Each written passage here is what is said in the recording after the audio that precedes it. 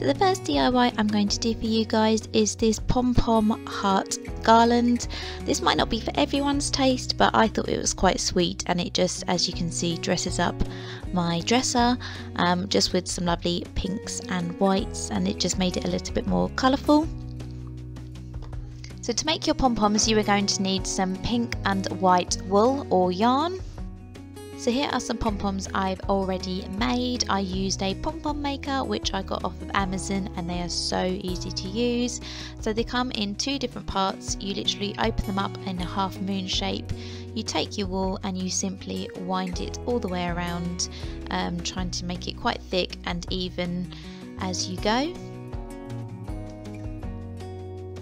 So once you have got to the end, you simply snip the excess wool off, and you fold it back over, and then you do the same the other side. So you literally open it up and start wrapping your wool around it until you've got the desired amount. Whoops. So yeah, fiddly little things. So now you've put it all back together, you simply get some scissors and then cut through the middle. I would definitely recommend a smaller pair of scissors. These did the job, but they were a bit too thick and fiddly, so I definitely recommend a smaller pair of scissors if you're going to do this yourself. But it's really easy, just cut along the middle till you get to both ends, and you'll have something that looks like this. You then get another bit of wool, and you just simply wrap this around the middle. So the part that you've just cut, you now put the wool down the center. I like to tie this up at least twice and pull it nice and tight, and then you simply pull the pom-pom maker apart and you've got yourself a nice pom-pom. This one didn't turn out as nice as I was kind of hoping. The ones I did earlier were actually a little bit nicer, but I've just cut off any excess wool that you have. This was the other one, so it's a lot fluffier. I must have done the wool a lot thicker compared to that one, but never mind, you can't really notice. So as you can see, I've got my pom-poms. It's now on to the felt for the hearts. So I've got a number of different colours here. This is the heart template that I'm going to draw around. It is literally just a cookie cutter. So I literally just got a pen and drew around them to get the desired shape and size, because I thought it was quite a nice size. And I kind of did this 3 times so that I tried to use as much felt as I possibly could. I also did the same with the pink. After that, I just cut around them, and there I have my pink and red hearts. Now I've just got some twine. I'm going to use that as my base, so I've literally tied some of the pom-poms on, just because I can maneuver it around a bit, which is handy. And then I've hot glued some of the hearts and some of the pom-poms on there as well. So I literally did this all the way along until it was finished.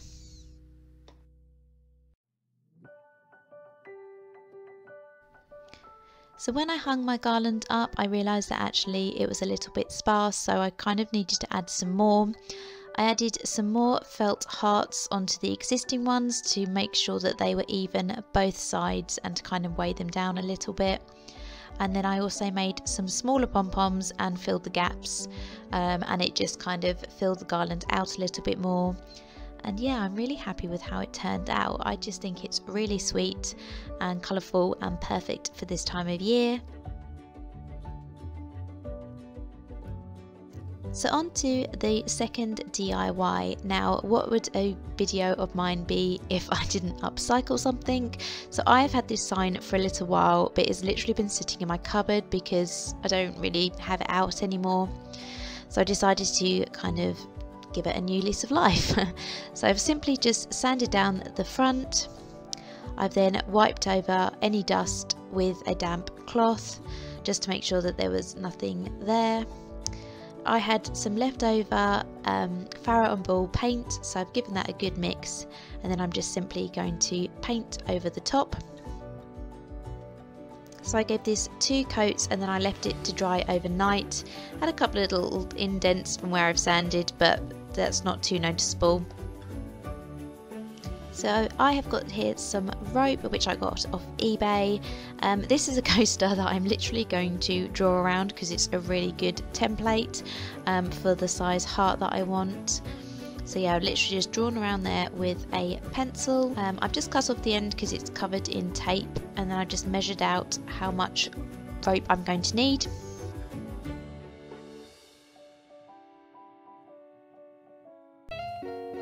So all I'm going to do here is simply just a hot glue gun all the way around the heart and then stick the rope onto the glue. As easy as that.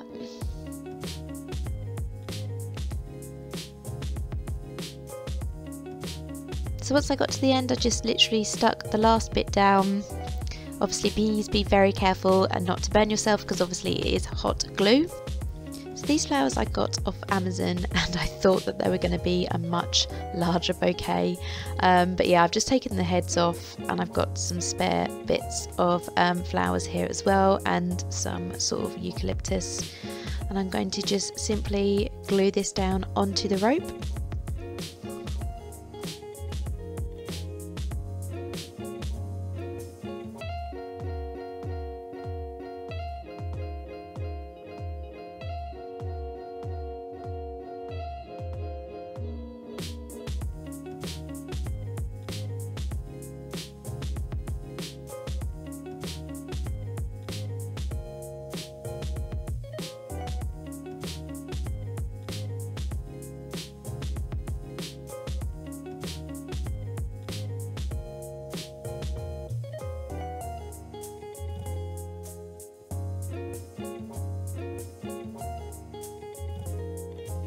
So once the flowers have all been stuck down, I literally got a pencil and I just sketched out the word love. I just wanted to see how it would look, but yeah, I thought it looked really lovely. So I went over it with pencil and then I literally just got a black Sharpie pen and then kind of went over the top to make it a lot bolder.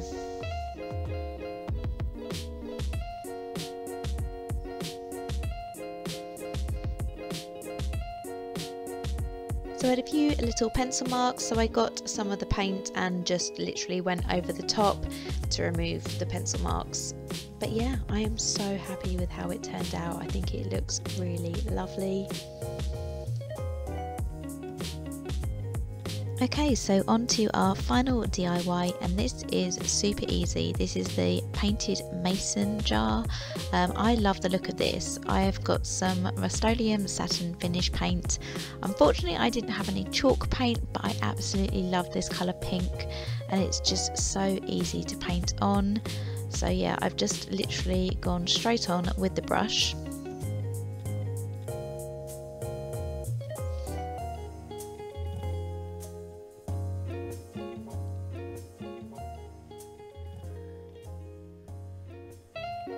This is just me applying a second coat once the first coat has dried.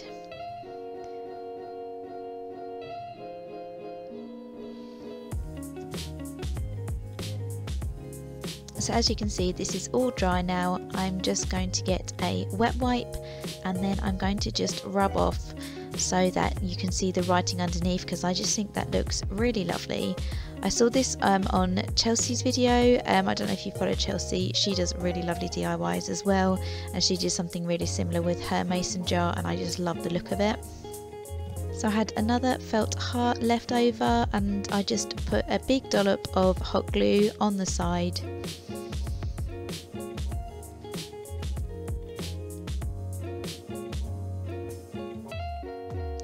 Now taking my twine, I'm just going to literally take enough to wrap around the jar a couple of times. So I just cut it off here. As you can see, I've got a lot. So like I said, I'm simply going to just wrap it around the jar lid twice and over the felt heart. And then I've got enough to make a nice bow at the front as well.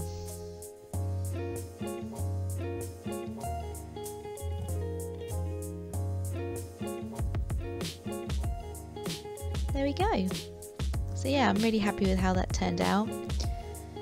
So just to keep the twine in place, I'm literally just going to put a little bit of glue behind the bow and just secure that down.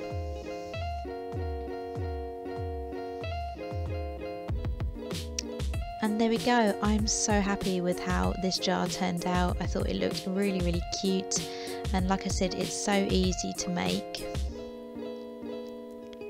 So that is it for all of my DIYs. I really hope you enjoyed this video. Thanks very much for watching. See you soon. Bye.